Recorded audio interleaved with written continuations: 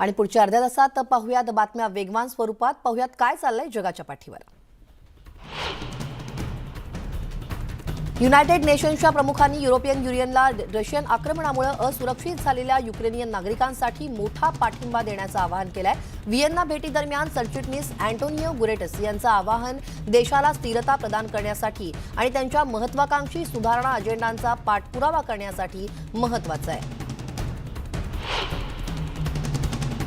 अमेरिकेचे संरक्षण सचिव लॉयड ऑस्टिन यांनी ब्रिटनचे संरक्षण सचिव बेन वॉलेस यांचं बुधवारी पेंटागॉनमध्ये युक्रेनमधील रशियन आक्रमणावरती केंद्रित झालेल्या बैठकीसाठी स्वागत केलं आणि युनायटेड किंगडमच्या पाठिंब्याबद्दल त्यांचे आभार मानले. दोन्ही संरक्षण मंत्र्यांची बैठक प्रामुख्याने द्विपक्षीय मुद्द्यांवर आणि इतर नाटो देशांसह अमेरिका युकेच्या धोरणात्मक युतीचं महत्त्व यावर लक्ष केंद्रित करेल. ऑस्टिन आणि ब्रिटनचे संरक्षण सचिव युक्रेनला सुरक्षा मदत वाढवण्याच्या प्रयत्नांवर आणि पूर्व युरोपमध्ये नाटो सैन्याच्या उपस्थितीवर चर्चा करतील अशी अपेक्षा आहे.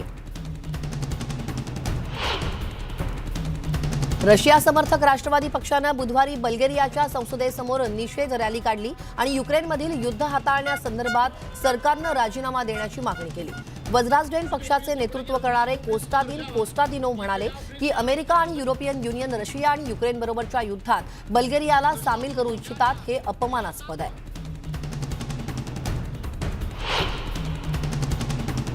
युक्रेनचे अध्यक्ष व्लादिमीर झेलेन्स्की यांनी अमेरिकेकडून आलेल्या $40 अब्ज नव्या मदत पॅकेजसाठी आभार मानले. बुधवारी जारी केलेल्या व्हिडिओ संदेशात बोलताना झेलेन्स्की म्हणाले की या निधीचा वापर युक्रेनचे संरक्षण मजबूत करण्यासाठी केला जाईल, ज्यामुळे आम्हाला अधिक शस्त्र आणि उपकरणं मिळू शकतील. अमेरिकेच्या मदतीमुळे रशियाच्या युद्ध गुन्ह्यांच्या तपासातही मदत होईल असंही ते म्हणाले.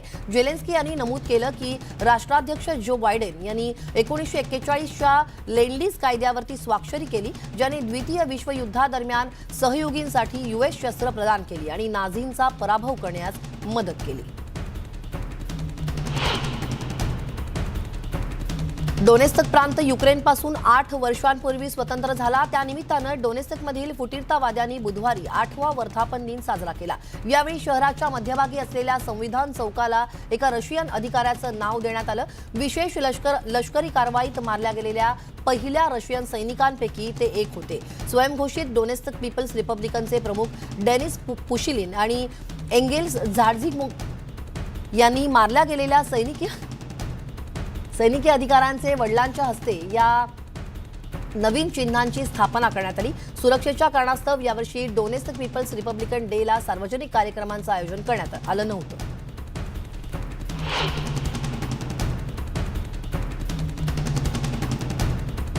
युक्रेनचे राष्ट्राध्यक्ष व्लादिमीर झेलेन्स्की यांनी युक्रेनचे पहिले राष्ट्राध्यक्ष लिओनिड क्रावचुक यांना श्रद्धांजली वाहिली, ज्यांचे मंगळवारी वयाच्या 88व्या वर्षी निधन झालं. लिओनिड क्रावचुक यांनी सोव्हिएत युनियनच्या पडत्या काळात युक्रेनचे कम्युनिस्ट पक्षाचे बॉस म्हणून नेतृत्व केलं आणि 1991 ते 1994 पर्यंत युक्रेनचे अध्यक्षपद भूषवण्यापूर्वी USSRच्या कामात महत्त्वपूर्ण भूमिका बजावली.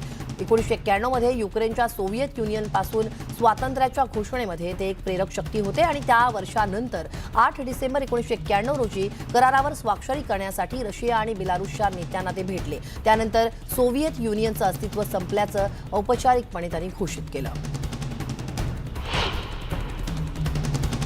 जर्मनीच्या परराष्ट्र मंत्री ॲनालेना बेररॉक आणि डच परराष्ट्र मंत्री वोप्ले होएस्ट्रा यांनी मंगळवारी कीव्हच्या महापौरांची भेट घेतली. शहराच्या टाउन हॉलमध्ये त्यांच्यात बैठक पार पडली. जर्मनी युक्रेनच्या बाजूने आहे आणि या देशाच्या मुक्त झालेल्या शहरांमध्ये जनजीवन पूर्ववत करण्यासाठी सर्व काही करत आहोत यावर भर देण्यात आला. युद्ध सुरू झाल्यापासून युक्रेनला भेट देणारे पहिले जर्मन मंत्रिमंडळ सदस्य बेरबॉक यांनी कीव्हमध्ये त्यांच्या देशाचा दूतावास पुन्हा एकदा सुरू केला. 2 महिन्यांपूर्वी रशियन आक्रमणानंतर दूतावास बंद करण्यात आला होता. बुका आणि इर्पिन या शहरांनाही त्यांनी भेट दिली, जिथे रशियन सैनिकांनी असंख्य नागरिकांना मारलं असं मानलं जातं. मरियोपोलच्या महापौरांनी मंगळवारी सांगितलं की अझोव्स्टल स्टील मिलमध्ये कोणतेही नागरिक आत अडकलेले नाहीये, त्याची पडताळणी करण्यासाठी युद्धविराम आवश्यक आहे. आज आपण हे समजून घेतलं पाहिजे की युद्धविरामाची स्थिर अंमलबजावणी झाली तरच आम्ही आणि आमचे अझोव्स्टल येथील सैनिक या प्रश्नांची उत्तरं शोधू शकू, असं ते म्हणाले. युक्रेनियन अधिकाऱ्यांनी मंगळवारी सांगितलं की सर्वांना बाहेर काढण्यात आल्याचं वृत्त असूनही सुमारे 100 नागरिक गिरणीत अडकले.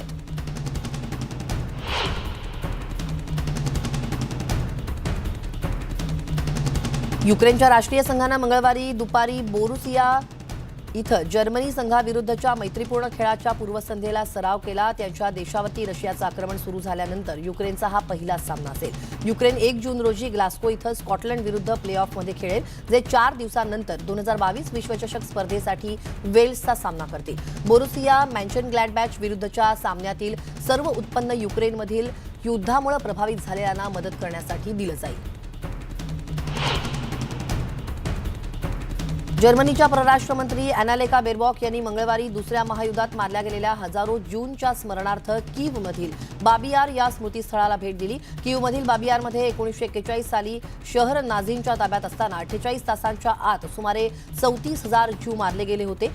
युक्रेनचे उपपरराष्ट्र मंत्री मायकोला तोत्सिकी यांच्यासह अॅनालेका बेरबॉक यांनी मेनोराहा स्मारकावरती फुलं अर्पण केली. फेब्रुवारीपासून सुरू झालेल्या रशियन आक्रमणामुळे 2 महिन्यांपूर्वी बंद केलेला दूतावास पुन्हा सुरू करण्यासाठी बेरबॉक यांनी मंगळवारी कीव्हला भेट दिली. राजदूत अंका फेल्डू हुसेन यांच्या नेतृत्वात कर्मचारी काम करतील असंही त्यांनी सांगितलं. युद्ध सुरू झाल्यापासून युक्रेनला भेट देणाऱ्या बेरबॉक या जर्मन मंत्रिमंडळातल्या पहिल्या सदस्य आहेत. युद्ध गुन्ह्यांचा तपास आणि खटला चालवण्यासह कीव्हला आणखी पाठिंबा देण्याचं वचन बेरबॉक यांनी दिलंय.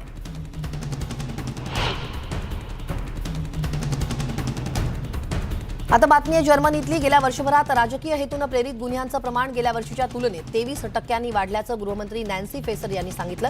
जर्मनीमध्ये गेल्या वर्षी राजकीयदृष्ट्या प्रेरित 55,048 गुन्हे घडले होते. 2001 पासूनच्या माहितीनुसार ही आतापर्यंतची सर्वात जास्त वाढ आहे. राजकीयदृष्ट्या प्रेरित गुन्ह्यांची संख्या 3,889 आहे. 2020च्या तुलनेत ही संख्या 16% अधिक आहे. राजकीयदृष्ट्या प्रेरित हिंसाचाराच्या बळींपैकी 41% उजव्या विचारसरणीच्या अतिरेक्यांनी हल्ले केल्याचं फैसर म्हणाल्या.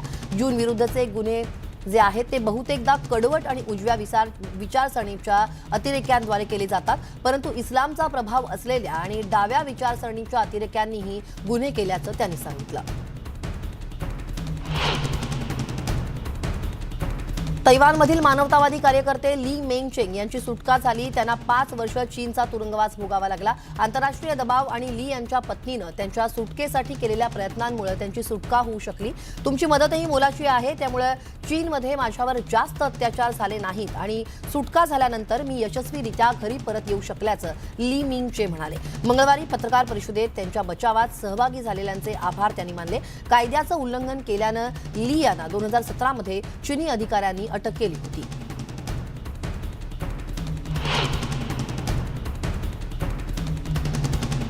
फिलिपाईन्सचे दिवंगत हुकुमशाह फर्डिनांड मार्कोस यांचा मुलगा फिलिपाईन्सच्या अध्यक्षपदी निवडून येणार असल्याची शक्यता व्यक्त होतीये. त्यामुळे या निकालाचा निषेध करत आंदोलकांनी मनिला इथे मोर्चा काढला. मंगळवारी दुपारपर्यंतच्या आकडेवारीनुसार 97% जास्त मतांसह मार्कोस ज्युनियरला 3 कोटींहून अधिक मतं मिळाल्याचं दिसून आलं. मानवी हक्कांचे पुरस्कर्ते उपाध्यक्ष लेनी रॉब्रेडो यांचं त्यांना कडवं आव्हान असणार आहे.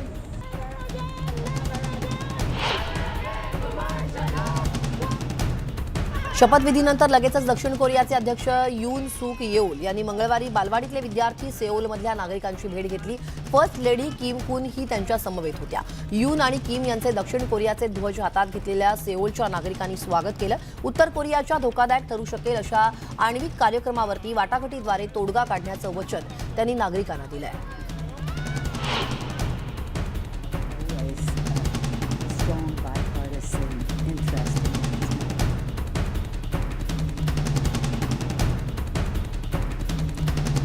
हाऊस स्पीकर नॅन्सी पेलोसी यांनी जॉर्डनचे राजे अब्दुल्ला II यांचे बुधवारी अमेरिकेच्या राजधानीत स्वागत केलं.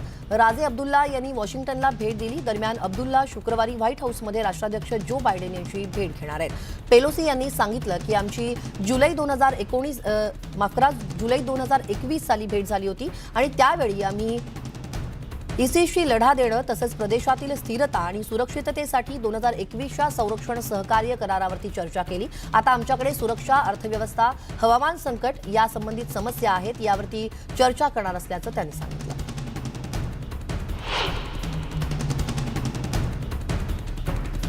वेस्ट बँक शहरातील जेनिनमध्ये इस्रायली हल्ला कव्हर करताना पत्रकार शिरीन अबू अक्लेहेला याला यांना गोळ्या घालून ठार मारण्यात आलं. हत्येच्या दुसऱ्या दिवशी जेरुसलेममधील इस्रायली पोलीस अधिकाऱ्यांवरती पत्रकार शिरीन अबू यांचे नातेवाईक आणि मित्रांनी घोषणा दिल्या.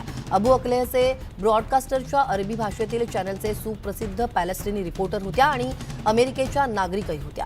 अली समोदी या आणखी एका पॅलेस्टिनी पत्रकाराला पाठीत गोळी लागल्यानं उपचारासाठी रुग्णालयात दाखल करण्यात आलं. अबू अक्लेह राहत असलेल्या निवासी इमारतीत असलेल्या अधिकाऱ्यांना मारेकरी आणि अपहरणकर्ते असं संबोधण्यात आलं. तसंच अधिकाऱ्यांना बाहेर पडा अशा घोषणा देखील देण्यात आल्या. मात्र हे अधिकारी इमारतीत का गेले याची अधिकृत माहिती अद्यापही मिळालेली नाही.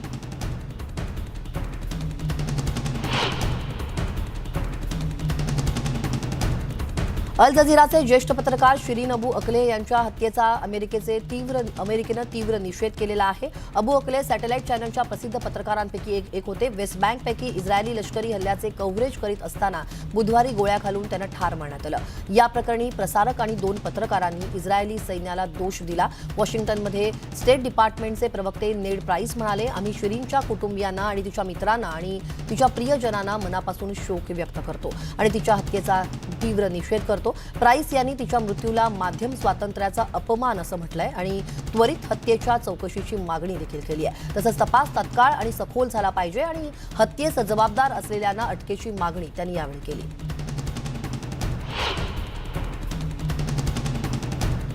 संयुक्त राष्ट्राच्या एका वरिष्ठ अधिकाऱ्यानं बुधवारी वेस्ट बँकमध्ये अल जझीराचे ज्येष्ठ पत्रकार शिरीन अबू अक्लेह यांच्या हत्येचा निषेध केला. मध्यपूर्व शांतता प्रक्रियेसाठी संयुक्त राष्ट्र संघाचे विशेष समन्वयक टोल वेन्सलँड यांनी पत्रकाराच्या कुटुंबियांप्रती तीव्र शोक व्यक्त केला आणि तात्काळ तसंच सखोल चौकशीची मागणी त्यांनी करून हत्येस जबाबदार असलेल्या आरोपींच्या अटकेची देखील त्यांनी मागणी केली, अशी माहिती संयुक्त राष्ट्राचे प्रवक्ते फरहान हक यांनी दिली. संयुक्त राष्ट्राचे सरचिटणीस यांनी न्यूयॉर्कमध्ये पत्रकार परिषदेत ही माहिती दिली. अबू अक्लेह ही अल जझीराच्या प्रसिद्ध पत्रकारांपैकी एक होती. व्याप्त वेस्ट बँकमध्ये इस्रायली सैन्याच्या हल्ल्याचं कव्हरेज करत असताना बुधवारी तिला गोळ्या घालून ठार करण्यात आलं.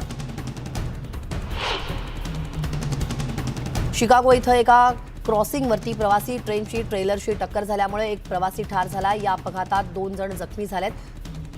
क्लॅरेंडन हिल्स इथं बुधवारी सकाळी 8:30च्या सुमारास झालेल्या अपघातात मेट्रो ट्रेनचा अभियंता आणि कंडक्टर जखमी झाले असल्याची माहिती प्रवक्त्यांनी दिली.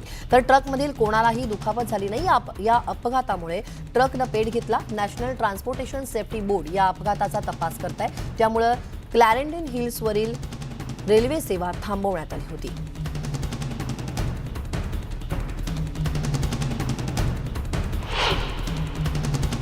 न्यूयॉर्कमधल्या ब्रॉन्क्समध्ये मंगळवारी 10:45 गोळीबार झाला. पोलीस अधिकारी डेनिस वर्गस आणि त्यांचा सहकारी आरोपी रमिक स्मिथचा पाठलाग करताना ही घटना घडली. स्मिथनं केलेल्या गोळीबारात पोलीस अधिकाऱ्याच्या खांद्यावरती गोळी लागली. लिंकन हॉस्पिटलमध्ये उपचार करून त्याला सोडून देण्यात आलं. स्मिथला सेंट बर्नबास रुग्णालयात नेण्यात आलं. तिथे त्याचा मृत्यू झाला.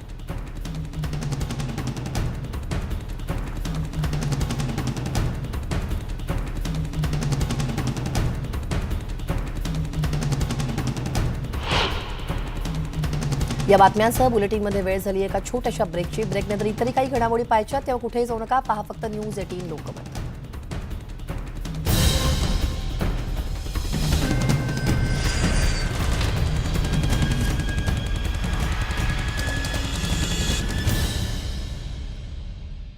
ब्रेकनंतर बुलेटिनमध्ये तुमचं पुन्हा एकदा स्वागत. पाहूयात काय चाललंय जगाच्या पाठीवर वेगवान स्वरूपात.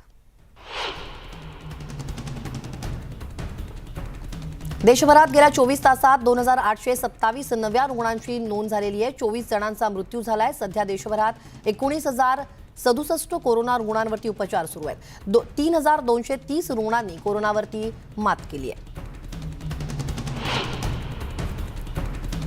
जागतिक आरोग्य कार्यक्रमाचे प्रमुख टेड्रोस ग्रेबेसस यांनी 10 मे रोजी सांगितलं की WHOनं युक्रेन आणि निर्वासितांना आश्रय देणाऱ्या देशांसाठी जवळपास 150 दशलक्ष अमेरिकन डॉलर्सची मागणी केली आहे. परंतु संस्थेला अजूनही निधीसाठी सामना करावा लागतोय.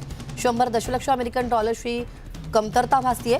टेड्रोस म्हणालेत की हा निधी 60 दशलक्ष लोकांसाठी तसंच ट्रॉमा केअरसह अत्यावश्यक आरोग्य सेवेसाठी उपयोगी पडेल. परंतु WHO करीत असलेल्या प्रत्येक कार्यासाठी उपलब्ध असलेल्या निधीतून सर्व गरजा पूर्ण करू शकत नाही. त्यामुळे युक्रेनला सध्या शांततेपेक्षा कशाचीही गरज नाही आहे आणि म्हणूनच आम्ही पुन्हा रशियन फेडरेशनला हे युद्ध थांबवण्याचं आवाहन करतोय, असं WHOच्या प्रमुखांनी पत्रकारांना सांगितलं. तसंच कोविड-19ची साथ अजूनही संपलेले नाही, त्यामुळे आम्हाला प्रतिकारशक्ती वाढवण्यासाठी आणि शेवटच्या लोकसंख्येपर्यंत चाचणी, उपचार आणि लस मिळवण्यासाठी एकत्रितपणे काम करण्याची गरज असल्याचं WHOच्या प्रमुखांनी म्हटलंय. झिरो कोविड अप्रोचबद्दल म्हणजेच शून्य कोविड धोरणाबद्दल चीन ठाम असल्याचा पुनरुच्चार चीनच्या परराष्ट्र मंत्रालयाचे प्रवक्ते झाओ लिजियान यांनी केला. हे धोरण शाश्वत नसल्याचं मत जागतिक आरोग्य संघटनेच्या प्रमुखांनी व्यक्त केलं होतं आणि चीननं धोरण बदलण्याचं आवाहन केलं होतं. चीनच्या धोरणाविरुद्ध बेजबाबदार टिप्पणी करू नये असं चीनच्या परराष्ट्र मंत्रालयाचे प्रवक्ते झाओ लिजियान यांनी दैनिक पत्रकार परिषदेत सांगितलं. कोरोनाबद्दलच्या नवीन माहितीनुसार धोरणात बदल करण्याचं आवाहन जागतिक आरोग्य संघटनेचे महासंचालक टेड्रोस अधानोम ग्रेबेसस यांनी केलं होतं. अलास्कामध्ये दरड कोसळल्यानं रस्ता मोकळा करण्याचं मोठं आव्हान होतं. मोठी झाडं, मोठे खडक रस्त्यावरती आले होते, त्यामुळे रस्त्यावरची वाहतूक ही काही काळ खोळंबली होती.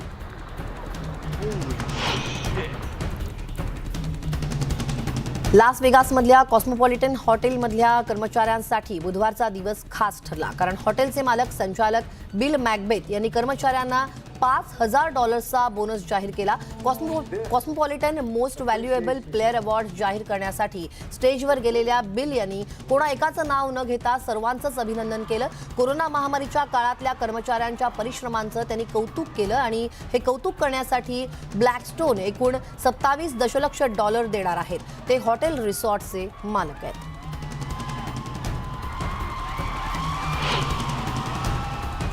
या बातम्यांसह या बुलेटिनमध्ये वेळ झाली इथेच थांबण्याची. ताज्या बातम्यांच्या अपडेटसाठी लॉग ऑन करायला विसरू नका. news18lokmat.com वर आमच्या फेसबुक आणि ट्विटर पेजला देखील फॉलो करा. आमच्या यूट्यूब चॅनलला सबस्क्राईब करा आणि थोड्याच वेळात महत्त्वाच्या घडामोडींचं बुलेटिन पाहूयात. पहा फक्त News18 लोकमत.